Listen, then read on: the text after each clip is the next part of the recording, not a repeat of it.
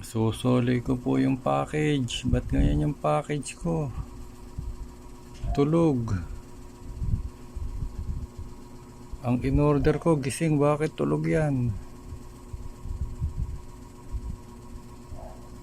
Yan po. Huwag po kayong order ng ganito.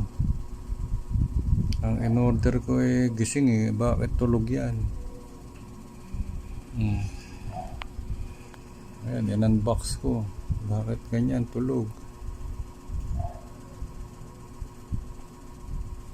Tingnan nyo naman ang itsura. Ang in-order ko gising. Bakit tulog yan?